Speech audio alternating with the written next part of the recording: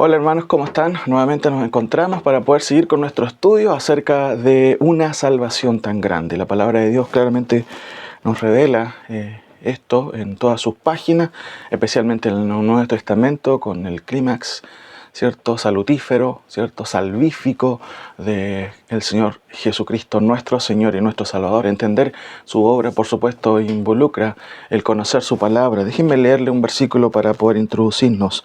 El apóstol Pablo, él una de las cosas por las cuales estaba preocupado justamente era por el conocimiento de los creyentes en cuanto a lo que es la salvación, el contenido de la salvación. Por esta causa doblo mis rodillas ante el Padre de nuestro Señor Jesucristo, de quien toma nombre toda familia en los cielos y en la tierra, para que os dé, conforme a las riquezas de su gloria, el ser fortalecidos con el poder en el nombre interior, por su Espíritu, para que habite Cristo por la fe en vuestros corazones, a fin de que arraigados y cimentados en amor, seáis plenamente capaces de comprender con todos los santos cuál sea la anchura, la longitud, la profundidad y la altura, y de conocer el amor de Cristo que excede a todo el conocimiento, para que seáis llenos de toda plenitud de Dios. Y aquel que es poderoso para hacer todas las cosas, mucho más abundantemente de lo que pedimos o entendemos, según el poder que actúa en nosotros. A Él sea la gloria en la Iglesia, en Cristo Jesús, por todas las edades, por los siglos de los siglos. Amén. No podemos dar alabanza y gloria, como termina Efesios capítulo 3, del versículo 14 al 21 que acabo de leer. No podemos dar y unirnos al coro, ¿cierto?, que expresa esta alabanza, hermanos, tremenda en el último versículo. A Él sea la gloria en la Iglesia, en Cristo Jesús, por todas las edades, por todos los siglos de los siglos. Si no entendemos por qué razón debemos dar gracia. Por eso Pablo ruega y pide en oración para que los creyentes entiendan, y dice el versículo 18, para que sean plenamente capaces de comprender, eso está hablando del intelecto, ¿cierto?, con todos los santos, que nadie se excluya con todos los santos, de cuál sea la anchura, y aquí está usando en cierto sentido esta figura de las medidas, anchura, la longitud, la profundidad y la altura, y de conocer el amor de Cristo. Y el amor de Cristo, por supuesto, se ha manifestado en la obra de Cristo por nosotros en la cruz. No está aquí en contraposición el conocimiento y, en este caso, el amor. Pablo tiene en mente, ¿cierto?, que los creyentes deberían comprender, y a la luz del conocimiento, el conocimiento nos lleva, conocimiento bíblico, doctrinal, nos lleva a comprender con todos los santos, como dice Pablo, y eso es lo que ruega y por lo cual está orando, para que los creyentes sepan y sean capaces de comprender. El conocimiento en general, por supuesto, es primordial, pero lo que está haciendo aquí es una especie de comparación. El conocimiento en general, ¿cierto?, es necesario, pero el amor excede justamente cualquier otro tópico que podamos obviamente comparar. Por supuesto, conocer, ese es el énfasis aquí, comprender. Por eso, hermanos queridos, lo que estamos estudiando en esta miniserie sobre soteriología, por supuesto, no es superficial, incluye conocer la doctrina de la salvación. Por eso que en esta hora estamos estudiando, estamos viendo qué es lo que la palabra del Señor nos ayuda a entender o nos enseña con respecto a la salvación. Si vamos avanzando, entonces hemos tratado de dividir todas las riquezas de esta tremenda obra de Dios, que lo vemos en la palabra del Señor por medio de esta división de conceptos, por medio de los aspectos afectivos, los aspectos electivos, los aspectos ontológicos, y en esta ocasión todavía estamos en los aspectos contingentes, porque son bastante amplios y nos ayudan a entender lo que sucede en aquí y el ahora del creyente. La siguiente imagen está mostrando esta división que a lo menos deja ver algunos aspectos de esta salvación. Ya lo hemos dicho muchas veces, la salvación no empieza cuando usted levanta la mano, ¿cierto? En muchos casos, muchas personas quizás lo pueden hacer, pero eso no significa para nada que esa persona haya nacido de nuevo. Sin embargo, siempre y en todos los casos, cuando hay un creyente verdadero, siempre la salvación empieza o empezó en la eternidad. Ahí están los aspectos, ¿cierto?, de la dilación, la elección, la predestinación. Si eso es efectivo, si eso se ha dado, se va a dar en la contingencia en algún momento. La persona escucha la palabra, siempre Dios usa su palabra y por medio del Espíritu Santo provoca vida en el oyente, y con ello obviamente viene a la luz todo lo que son los otros aspectos, la fe, el arrepentimiento, la conversión y la santificación. Sin duda el hombre es responsable, cuando escucha el Evangelio debe responder, Dios le ordena, es un mandato de Dios. pero siempre cuando vamos al Nuevo Testamento y nos damos cuenta de que hay una fe constante y continua y aún un arrepentimiento constante con frutos, siempre eso se debe a una obra del Señor.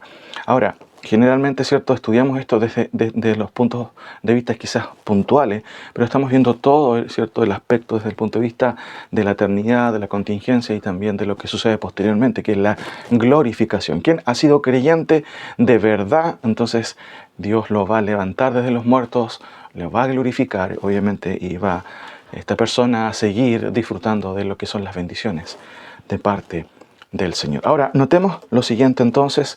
Vamos con la santificación. En esta ocasión estamos estudiando la santificación. ¿A qué se refiere la Biblia con ello? ¿Cierto? ¿Qué implica el concepto? ¿Qué implica el término? Y en términos concretos vamos ahí entonces para ver los dos grandes conceptos o polos que involucran lo que es la santificación. En primer lugar, vamos a ver algunas cuestiones generales, solamente para poner un piso, para después ir al texto bíblico y ver qué es lo que ella nos enseña o el texto nos enseña. Primero, la santificación, como leen ustedes ahí, está relacionada con palabras como santo, con santidad y por supuesto también santificación. Están todas emparentadas, son familiares estas palabras, ¿cierto? Y siempre cuando está el concepto de la santificación, incluye el acto o los aspectos de la santidad, la cuestión de ser santo y todo lo que incluye este concepto. Vamos a verlo ahí. Segunda cosa, la santificación describe un proceso continuo, pero también un estado. Y eso es lo que vamos a ver también en el Nuevo Testamento. Vuelvo a repetir, la santificación describe un proceso continuo, ¿cierto? Del creyente, supuestamente el creyente se está santificando, pero también describe un estado, y esto tiene que ver más con una posición. Tercero, la santificación incluye la idea de colocar aparte. En el Antiguo Testamento los levitas fueron colocados por Dios aparte de todas las demás tribus. ¿Para qué? Para el servicio en el templo. Dios los santificó y también el hecho o el acto de la santificación también incluye el poner aparte algo. Ahí vemos varios versículos, ¿cierto? Cristo también, Dios lo puso, ¿cierto?, aparte para nuestra salvación, para llevar a cabo la obra, ¿cierto?, salvífica en la cruz. Segunda cosa, dedicación. El concepto de santificación incluye no solamente el hecho de colocar aparte, sino también de consagrar para. Y esto tiene que ver con personas, no con cuestiones físicas o materiales. Muchas veces las personas antiguamente decían, esta guitarra ha sido santificada para el uso, no puedes usarla en otro lado. No, la santificación tiene que ver con apartar, y especialmente en el Nuevo Testamento, vidas, personas. Las personas se santifican o se consagran para un uso especial, no las cosas muertas o inanimadas. Ahí tenemos algunos versículos también que nos recuerdan, también los sacerdotes fueron consagrados para el servicio del Señor, así también los creyentes en el Nuevo Testamento son puestos aparte y consagrados, deberían manifestar esta consagración para el Señor. Tercera cosa, incluye una transformación, un proceso espiritual. Juan 17:17, ¿cierto?, son los medios de la santificación. Jesucristo dijo, santifícalos en tu verdad, tu palabra es verdad. Y esto tiene que ver con que esto provoca y trae consigo una transformación desde dentro hacia afuera. No es un maquillaje el que se hace, ¿cierto? Por último, la santificación y su sentido son opuestos a lo que es común, a lo secular, a lo profano, ¿cierto? De allí todos estos conceptos opuestos. Lo común es lo opuesto, valga la redundancia, a lo santo. Lo santo es algo exclusivo. Lo común es, valga la redundancia, de uso común por todos. No hay ninguna significancia especial con respecto a lo que incluye este concepto. Lo secular, lo profano. Ahora, avancemos entonces en lo que es el tema mismo, los dos polos de la santificación, como ya los dije. Están viendo ahí ciertos dos polos. La Biblia revela el polo de la santificación posicional y la santificación experimental. Es necesario que tengamos claro estos dos conceptos para no confundir, ¿cierto?, muchas veces las referencias del Nuevo Testamento y caer en interpretaciones que son incorrectas. Una de ellas justamente es pensar de que la salvación es algo que se puede perder, y esto también deviene por una confusión de estos dos grandes polos, la santificación posicional y la santificación experimental. Notemos entonces en este primer tema, solamente quiero que veamos el primer concepto, la santificación desde el punto de vista de la posición. Ahora, Vamos ahí entonces, la santificación posicional. Algunas cosas que debemos tener en mente, ¿cierto? Como va apareciendo ahí en su pantalla. La santificación posicional tiene que ver con un estatus legal. Por ejemplo, nosotros tenemos hijos, nuestros hijos tienen un estatus legal, son hijos legítimos justamente de nosotros. Y ahí podemos hablar de hijos, ¿cierto? Que tienen esta categoría. Aún en el presente, hijos adoptados llegan a tener el concepto de un estatus legal, ¿cierto? De hijos con todas las prerrogativas que incluye. Entonces, cuando hablamos de la santificación posicional, estamos refiriéndonos en cierto sentido a este estatus que tiene el creyente que está en Cristo. Ahora, segunda cosa, vamos ahí a ver 3 versículos en generales que nos ayudan un poco a entender. Acompáñenme a Hebreos capítulo 10, del versículo 10 al 14. De hecho, hay muchos versículos que podríamos tomar, pero aquí vamos a ver al menos 3 grandes versículos y quiero profundizar en uno de ellos en especial. Hebreos 10, 10 al 14. Cristo santificó de una vez por todas los santificados. Note cómo se usan los términos aquí en esta epístola. Hebreos 10, del versículo 10 al 14. Leo a continuación y usted también me sigue con su Biblia. En esta voluntad somos santificados mediante la ofrenda del cuerpo de Jesucristo hecha una vez para siempre. En el contexto, el autor de Hebreos está comparando, ¿cierto?, la ineficacia de los sacrificios del Antiguo Testamento y ahora está introduciéndolo, ¿cierto?, qué es lo que ¿qué nos ha dejado? ¿Cuáles son los resultados de la santificación cristiana basada, valga la redundancia, en Cristo? ¿Qué es lo que logra Cristo con su sacrificio? Todo, hermanos, este pasaje es tremendo, es precioso, es notable. Lo hemos estudiado en nuestra serie también de la epístola a los hebreos. Y el autor está diciendo y comparando que los sacrificios, la sangre de los toros no puede quitar justamente ni hacer santos, ni tampoco de una u otra manera limpiar la conciencia. No puede hacerlo. ¿Por qué? Porque este tipo de sacrificios, no toda la ley, ¿cierto?, sino estos aspectos de la ley eran sombras o tipificaciones de lo que iba a ocurrir con la realidad. Cristo es la realidad. Todos estos sacrificios apuntaban a un sacrificio superior y definitivo. Por eso que dice, en esa voluntad somos santificados. ¿Cuál voluntad? El versículo anterior está hablando de Cristo ya proféticamente, por lo cual entrando en el mundo dice, sacrificio y ofrenda no quisiste, más preparaste cuerpo. Me preparaste cuerpo, holocaustos y expiaciones por el pecado. No te agradaron, ¿cierto? Entonces dije, he aquí, que vengo, Dios, para hacer tu voluntad. Como en el rollo del libro está escrito sobre mí. Está el autor de Hebreos tratando de argumentar de que, igual nos recuerda un poco el Salmo 51, cuando David dice, es que tú ya no quieres sacrificios que yo podría darte, tú quieres un corazón contrito y humillado. Pero aquí el polo o el aspecto del que está refiriéndose es que a la ineficacia de los sacrificios del Antiguo Testamento. Cristo con un solo sacrificio hizo todo. Y el autor está citando el Antiguo Testamento para referirse justamente a ello. Dios no quiere más sacrificios, pero ha preparado algo en especial.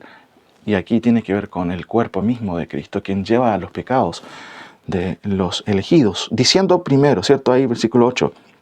Sacrificio y ofrenda y holocausto y expiación por el pecado no quisisteis, ni te agradaron las cuales cosas se ofrecen según la ley.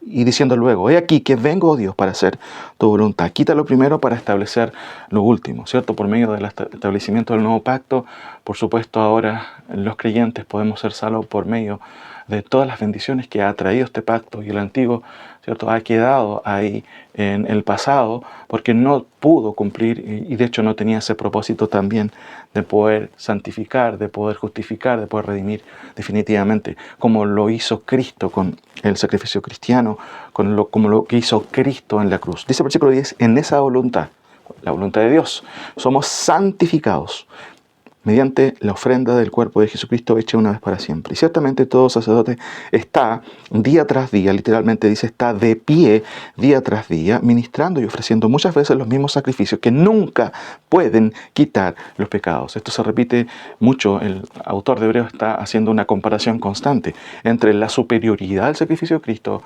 justamente y la ineficacia de los sacrificios del Antiguo Testamento con respecto a este propósito, lo que es la santificación de los creyentes. Pero Cristo, versículo 12, habiendo ofrecido una vez para siempre, esta frase debería subrayarla usted, hermano, una vez para siempre, un solo sacrificio por los pecados, se ha sentado a la diestra de Dios, de ahí en adelante, esperando hasta que sus enemigos sean puestos por estrado de sus pies.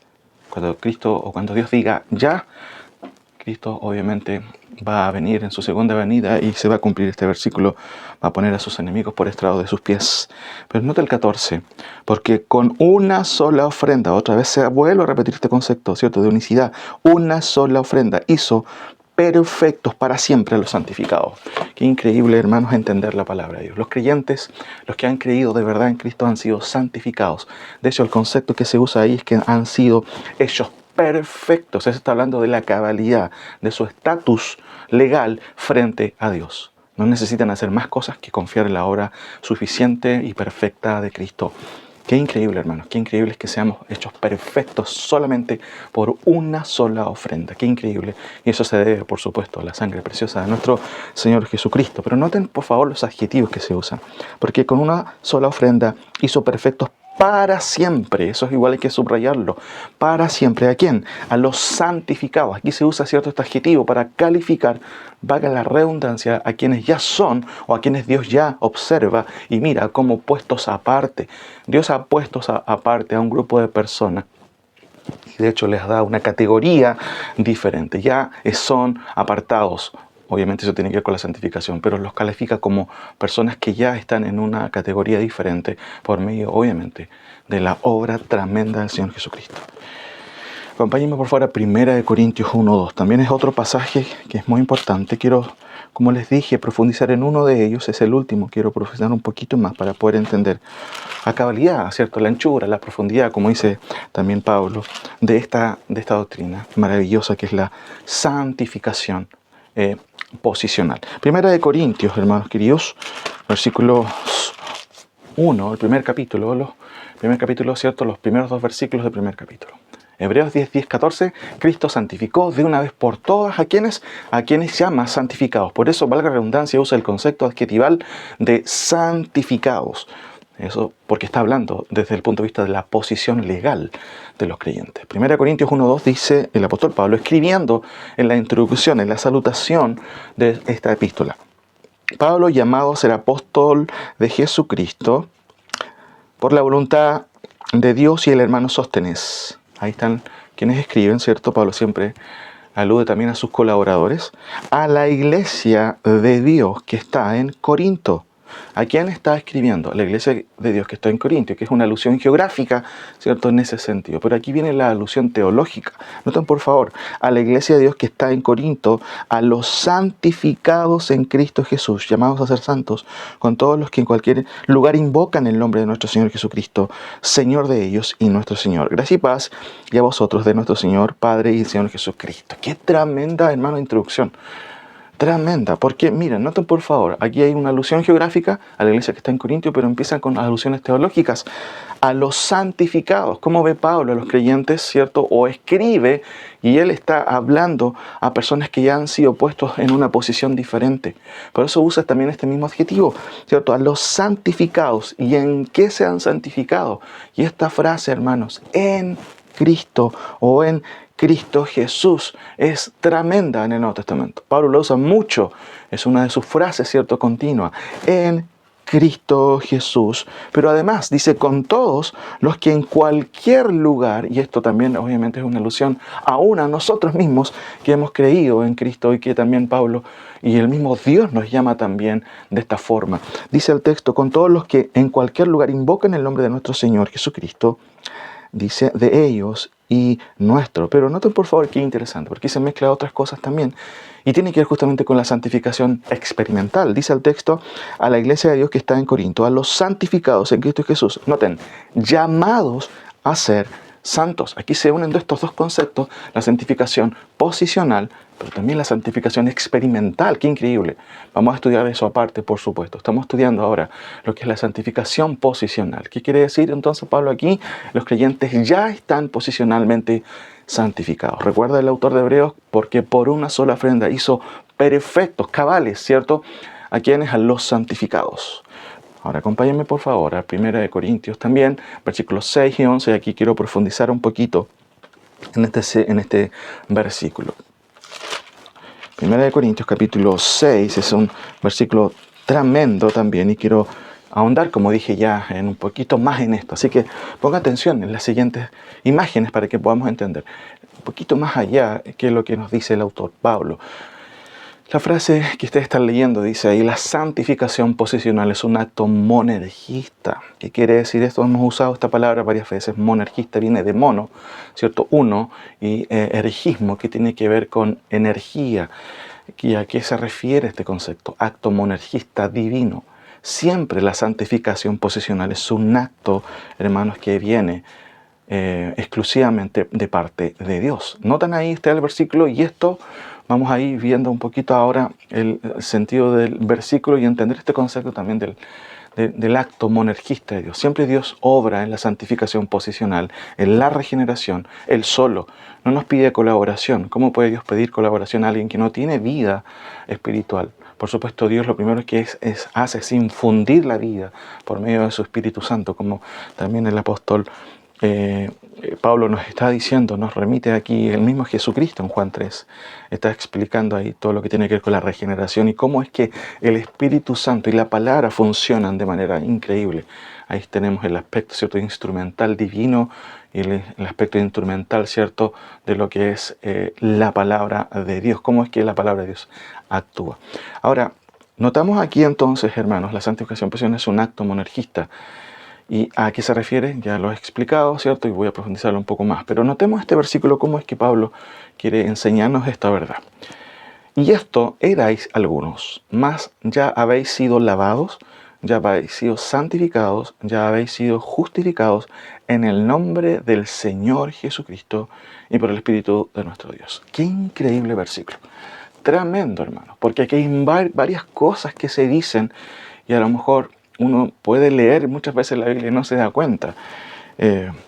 Quizás una de las cosas que me sucede personalmente es que cuando leo literatura, que es necesaria obviamente para el servicio, para el estudio, habitualmente me demoro porque hago lecturas forenses, como se puede decir. Estoy leyendo cada versículo, cada palabra, o si estoy leyendo un libro para ver, ¿cierto?, cómo esto encaja con la Escritura y todo eso. Hermanos, nosotros deberíamos tener una lectura forense de la Escritura. Detenernos a leer, estudiar, ¿cierto?, darnos cuenta de qué términos se usan, en qué sentido se usan los verbos, ¿cierto?, las conjunciones, para entender, porque ahí está el mensaje, ¿cierto?, de la palabra del Señor, el sentido esencial de las doctrinas. El hecho de estudiar, ¿cierto?, leer la Escritura simplemente como algo superficial no nos va a ayudar. Escudriñar las Escrituras, eso dijo el Señor Jesucristo, y eso implica indagar, profundizar en la palabra, ¿cierto? Y estos eran más nobles, ¿cierto?, que los de Tesalónica, hablando de los bereanos, porque escudriñaban las Escrituras para ver si esto era realmente así. Debemos ser bereanos, ¿cierto?, también, de poder escudriñar las Escrituras, comparar y ir al texto, ver qué términos se está usando. Son muy claves también dentro de lo que es el estudio serio de la Escritura, y eso es lo que Dios espera de nosotros, hermanos. Ahora, noten por favor nuevamente el versículo, están leyéndolo ustedes ahí. Noten por favor, porque hay algo interesante, y esto ahora hay algunos más. Ya habéis sido lavados, ya habéis sido santificados, ya habéis sido justificados en el nombre de nuestro Señor Jesús y por el Espíritu de nuestro Dios. Se repiten algunas cosas, usted lo puede captar. ¿Cuál es el énfasis del texto? Ahora, noten por favor la siguiente imagen, que es, en cierto sentido, el texto griego, de cómo lo divide. Y aquí habitualmente lo que uno hace es, cuando hace un análisis serio del texto, y eso es lo que uno hace constantemente para de repente hacer una exégesis, es un poco separar un poco las frases. Esto tiene que ver con la sintaxis, es como las frases están unidas.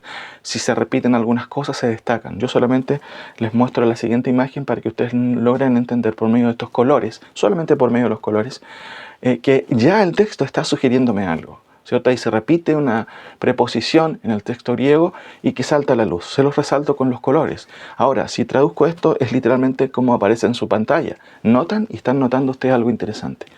Olvídese un poco justamente de lo que dicen estos jeroglíficos, ¿cierto?, griegos, pero muy interesante que es que el texto griego, ¿cierto?, nos ayuda a entender aquí cuál es el énfasis. Y esto algunos erais, literalmente eso es lo que dice, pero fuisteis lavados, pero fuisteis santificados, pero fuisteis justificados en el nombre del Señor Jesucristo y en el Espíritu de Dios nuestro. Se da cuenta que el texto deja ver un énfasis interesante que a veces no siempre las traducciones lo dejan ver.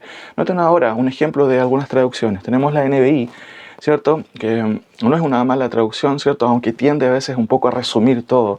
Pero noten cómo dice, y eso eran algunos de ustedes, pero ya han sido lavados, ya han sido santificados, ya han sido justificados en el nombre del Señor Jesucristo y por el Espíritu de nuestro Dios. Perfecto. También deja ver la idea, sí, sin duda. Noten otra versión arriba, ¿cierto? NBH dice, y estos eran algunos de ustedes, pero fueron lavados, pero fueron santificados, pero fueron justificados en el nombre del Señor Jesucristo y en el Espíritu de Dios. Mejor todavía. La versión de las Américas dice, y esto era y algunos de vosotros, pero fuisteis lavados, pero fuisteis santificados, pero fuisteis justificados en el nombre del Señor Jesucristo y en el Espíritu de nuestro Dios. También excelente traducción. Nuestra versión, ¿cierto?, dice quizá un poco diferente. Y esto era y algunos, mas ya habéis sido lavados, ¿cierto? Ya habéis sido santificados, ya habéis sido justificados. En el fondo casi es lo mismo en realidad. Pero notan, hermanos queridos, cuál es el énfasis de Pablo aquí. Lo primero que hace el autor, ¿cierto? Como ya hemos visto un poquito, ahí tenemos la imagen ahora concreta de la lectura literal. Se repite, hermanos, algo que es muy interesante, esta preposición adversativa, pero. ¿Y cuál es la idea aquí? ¿Cuál es la idea, mis queridos hermanos? Muy interesante lo que el apóstol está tratando de decirnos. Estos peros, ¿cierto?, son la antítesis de otra preposición en el contexto. Se repite mucho la preposición ni. Noten por favor y lean conmigo, versículo 9. ¿No sabéis que los injustos no heredarán el reino de Dios? No erréis, y empieza una lista en donde se agregan, ¿cierto?, por medio de esta preposición también, ni. Ni los fornicarios, ni los idólatras, ni los adúlteros, ni los afeminados, ni los que se echan con varón, ni los ladrones, ni los avaros, ¿cierto?, ni los borrachos, ni los maldicientes, ni los estafadores heredarán el reino de Dios.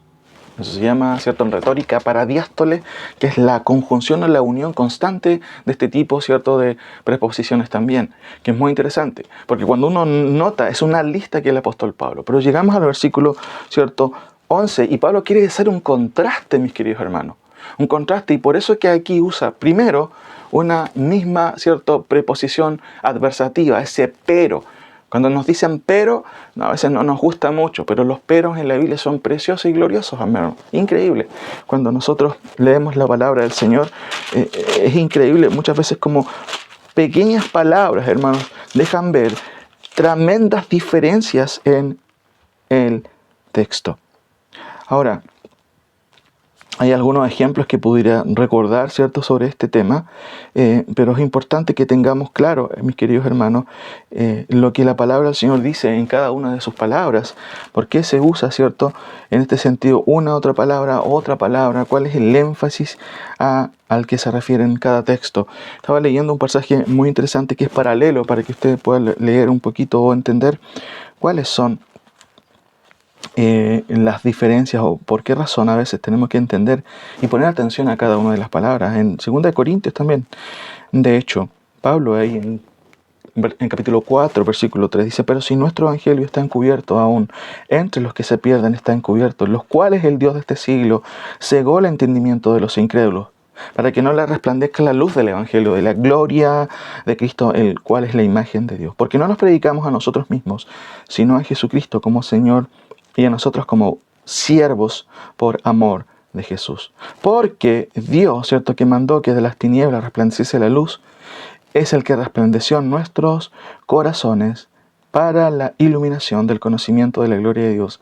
en la faz de Jesucristo. Aquí claramente, evidentemente, el pasaje está haciendo cierta comparación con respecto a lo que Dios hace, y porque Dios, ¿cierto?, que mandó de las tinieblas que resplandeciese la luz, es el que resplandeció en nuestros corazones. Porque también es una especie de bisagra en el texto que nos ayuda un poco a comprender cuáles son las grandes diferencias, ¿cierto?, que el texto deja ver. En el capítulo de 1 Corintios 6, también Pablo está haciendo también esta diferencia, ¿cierto? Ni los adúlteros, ni los fornicarios, ni los borrachos. Y esto, dice Pablo, erais algunos. Reina Valera dice, más ya habéis sido lavados. Pero la idea esencial es pero. Pero es como que nos está diciendo, Es como que Pablo vela el rostro de sus oyentes y ellos se sienten por la tremenda, ¿cierto?, radicalidad del Evangelio. Ni los borrachos, ni los adúlteros heredarán el reino de los cielos, ni los afeminados, ni los maldicientes, ¿cierto? Y esto era y alguno de vosotros. Pero ya ahora la cosa es diferente. Pero fuisteis lavado, pero fuisteis santificado, pero fuisteis justificado. Lo primero entonces que descata lo que se destaca o se subraya, y Pablo quiere tratar de subrayar con el lápiz, ¿cierto? Ahí, si podríamos decirlo de esa forma, es poner estos tres conceptos ya de manera diferente, introducidos por una preposición, ¿cierto?, adversativa. Pero noten otra cosa, hermanos queridos. Noten que aquí hay más cosas. Noten la siguiente imagen, que es el resumen de todo esto. Primero, los tres conceptos son soteriológicos, ¿cierto? Lavar, santificar y justificar. Están unidos ahí simbióticamente, ahí todos juntos. Una cosa, si ha venido una, es que también ha venido la otra. ¿Cuál es? Si Dios nos ha lavado, también nos ha santificado. Si nos ha santificado, también nos ha justificado. Y eso subraya aún más el carácter de la posición del creyente.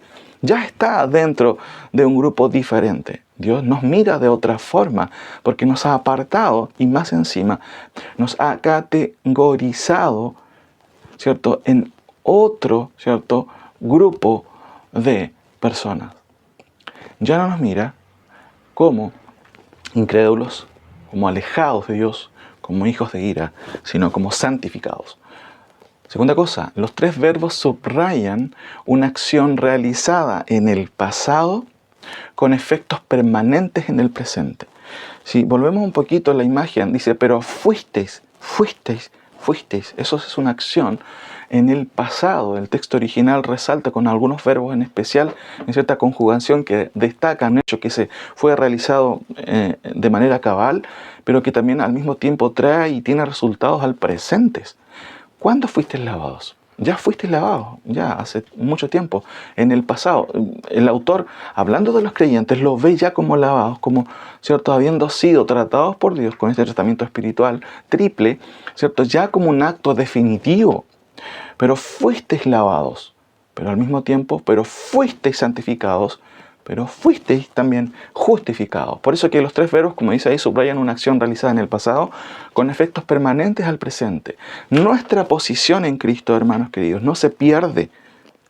No, porque el acto, ¿cierto?, soteriológico de Dios, el acto salvífico de Dios, cuando se habla de la posición, es un acto definitivo. Tercero, los tres verbos subrayan una acción divina definitiva. Como ya dije, Dios ya apartó a los suyos y se ha encargado más encima de poder capacitarlos justamente para ponerlos en esa posición.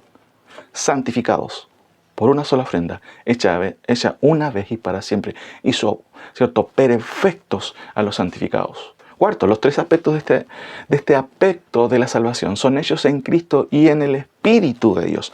Muy interesante, el texto dice, ¿cierto? Reina Valera dice, más ya habéis sido lavados. También una forma de poder subrayar la antítesis, ¿cierto? Más o a pesar de lo anterior, ¿cierto? Aunque lo anterior puede recordarnos el pasado de los creyentes, dice Pablo, pero ustedes ya no son así. Antes eran así. Por eso que, hermanos, cuando hablamos también de lo que es la santificación, está muy ligado a la santificación experimental. Si tú dices ser creyente, entonces tiene que demostrarse que eres diferente. No quiero, obviamente, meterme en eso porque el segundo tema relacionado con la santificación experimental, vamos a tratar eso también. Y esto era y algunos de nosotros, más ya habéis sido lavados, pero ya fuisteis lavados, pero ya fuisteis santificados, ya, ¿cierto?, fuisteis o habéis sido justificados en el nombre de, dice el texto, ¿cierto?, del Señor Jesucristo y por el Espíritu de nuestro Dios. La lectura literal dice, en el Espíritu de nuestro Dios, ¿cierto? ¿Cuál es la idea aquí? Es que, como vemos ahí en el punto 5, Pablo subraya la causa fundamental de estas bendiciones. ¿Cuál es la causa fundamental? Cristo dice, en ningún otro hay salvación, porque no hay otro nombre debajo del cielo en que podamos ser salvos. También Pablo dice que nadie puede poner otro fundamento que el que está puesto, y en este caso es Cristo. Eso es lo fundamental. En el día de hoy se hace mucho bullying, si se puede decir, sobre quiénes son fundamentalistas. El creyente bíblico es fundamentalista per se, por sí mismo, o sea, de facto. ¿Por qué? Porque la salvación, hermanos, se radica solamente en Cristo, en ningún otro hay salvación. Eso es fundamentalismo, por supuesto, glorioso fundamentalismo. En ningún otro hay salvación, ¿cierto? Y esto tiene que ver porque la obra de Cristo es única, es suficiente, ¿cierto? No necesitamos nada más. Eso tiene que ver con fundamento. Por eso Pablo subraya la causa fundamental de estas bendiciones. ¿Quién? ¿O a quién se está refiriendo? A Cristo, a una persona y a su obra.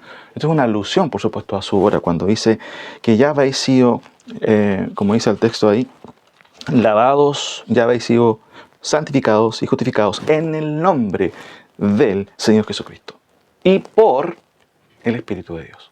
Por supuesto, aquí está el instrumental divino por el cual se logra esta transformación interna, pero también al mismo tiempo Pablo le alude aquí como parte de, en este caso, de la persona divina que también está involucrada en la salvación. De hecho, las tres personas de la Trinidad están involucradas en la salvación. Aquí Pablo subraya entonces la causa instrumental de estas bendiciones que tiene que ver con el Espíritu Santo. Ese es el que despierta la vida nueva en el corazón del creyente, necronizado, ¿cierto? Ahí, un corazón de piedra.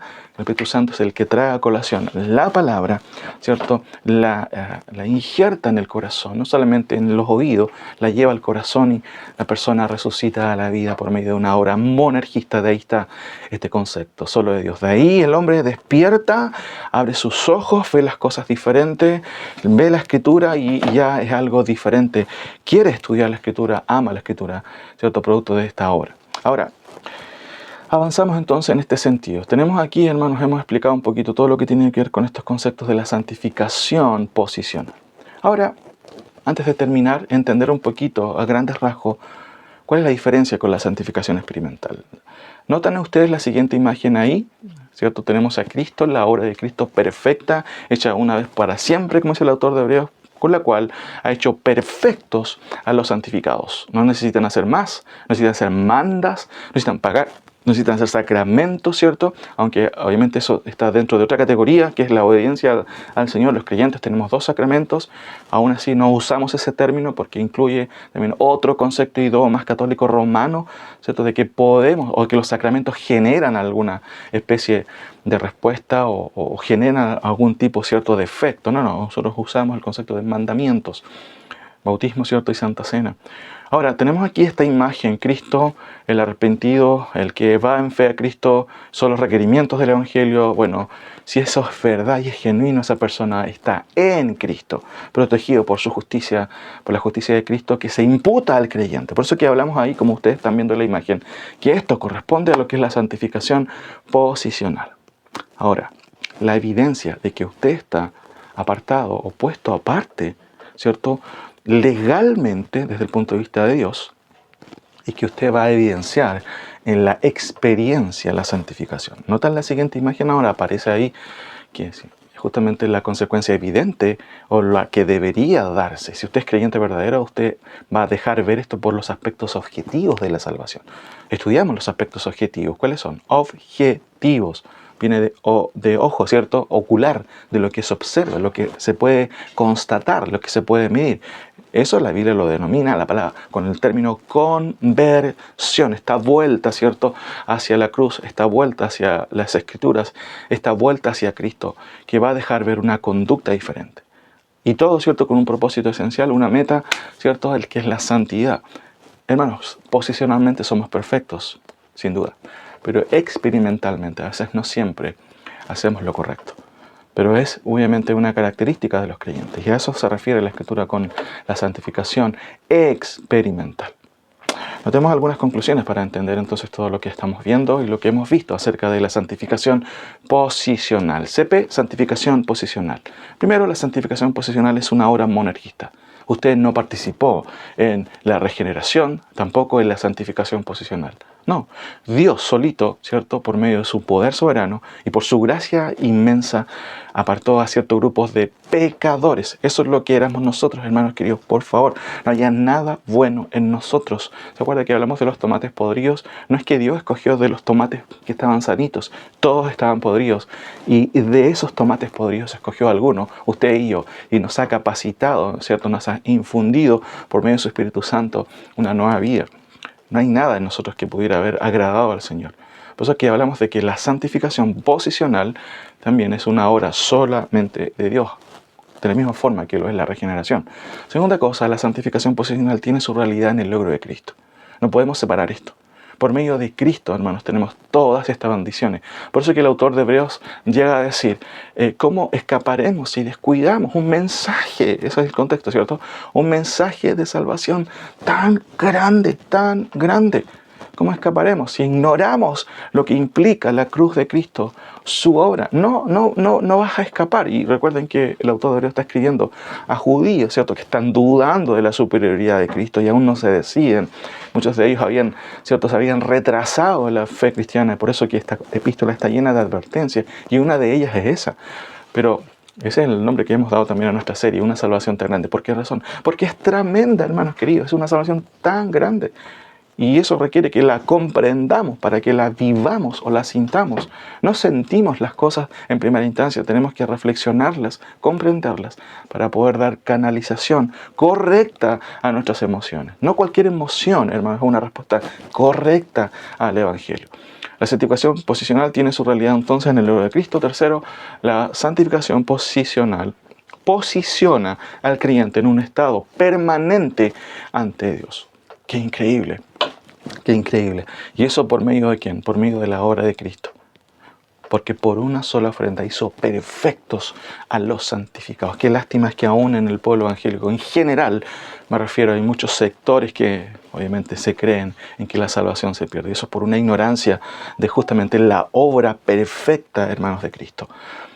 Y no nos pase a nosotros, hermanos, que podamos comprender. Justamente por eso Pablo dice, yo ruego al Señor, o dobla mis rodillas para que ustedes puedan comprender la anchura, la plenitud, la altura, ¿de qué? Del amor de Cristo. El amor de Cristo se radica o se manifiesta por medio, obviamente, de su obra en la cruz. Cuarto, la santificación posicional es una obra de facto. No hay que hacer listas, no hay que esperar, no hay que sacar números, ¿cierto? Cuando compramos, especialmente en estos tiempos, hay que sacar números, hacer tremenda fila y esperar a ver si nos atienden, ¿cierto? No, la santificación es una obra de facto. De facto, ¿cierto? Significa en el acto. Cuando la persona cree de verdad, por medio obviamente de una obra divina, en el acto Dios lo aparta. Es un acto definitivo, no es un proceso. Hoy vamos a ver, vamos a postular, ¿cierto?, a tal persona, a tal hermano, a ver si puede lograr los puntos, ¿cierto?, para que pueda alcanzar por medio de la encuesta de la santificación y a ver si Dios puede ponerlo en una posición. No, hermanos, la santificación es un acto de facto, en el acto. Es un hecho soteriológico definitivo de parte de Dios. Hermanos, yo no sé, pero cuando recuerdo esto, ya lo he estudiado, lo estoy grabando nuevamente, pero qué increíble, hermanos, decir estas palabras. A veces nos olvidamos de lo glorioso que es la salvación, pero es tremendo, hermano.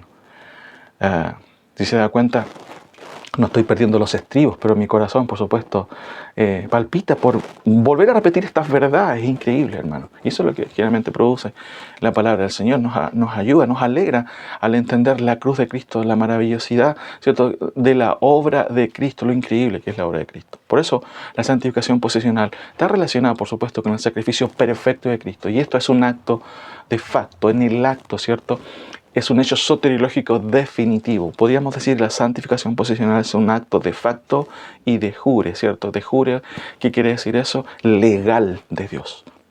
Dios lo dijo, Dios ha establecido esto, ha puesto a los creyentes, los llama ya como tales santificados, ¿cierto? ¿Quién ha hecho eso? Dios. ¿Quién puede borrar la mano a Dios? Nadie, por supuesto. Y eso es lo que su palabra nos enseña. También, hermanos, finalmente la santificación posicional es la base de la santificación experimental. No puede haber santificación experimental si no ha ocurrido la santificación posicional. Muchas veces a lo mejor se malentiende esto y no se logra entender, justamente por una cuestión que tiene que ver con una confusión de los términos. Una persona, hermanas, no es posicionalmente puesta en lugar aparte por el hecho de asistir a una iglesia, por el hecho de repetir una oración, por el hecho de estar, por ejemplo, en una participación en alguna actividad de la iglesia. No, mis queridos hermanos. Una persona va a experimentar la santificación experimental porque eso es un requerimiento de Dios, ¿cierto?, derivado como consecuencia de que Dios lo ha puesto aparte. Por supuesto, un creyente de verdad, hermanos, va a manifestar una fe constante al Señor, pero también va a manifestar los frutos evidentes de lo que es la santificación posicional. ¿Es usted o ha sido usted puesto aparte? Entonces su vida debe reflejar que usted ha sido puesto aparte por medio de la santificación experimental. ¿A qué se refiere? Tiene que ver con la santidad, tiene que ver con nuestra conducta en el día de hoy. Pero esto lo vamos a ver en el próximo capítulo. Hasta ahora, hermanos queridos, hemos estudiado lo que es la santificación posicional. Tremenda obra de Dios por nosotros. Una vez, para siempre, con una sola ofrenda, Dios ha hecho perfecto a los santificados. Qué increíble, hermanos, es la palabra del Señor. Qué increíble es la obra de nuestro Señor Jesucristo.